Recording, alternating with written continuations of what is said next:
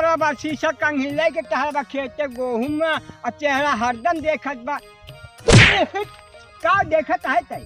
का देखत तेरी माँ का चल आगे चल अब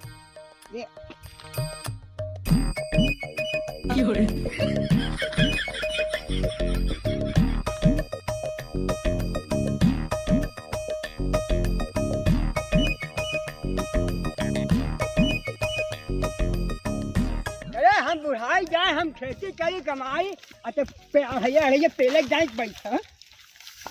बैठ अरे काटा तही काट जल्दी काट शीशे धरी है धर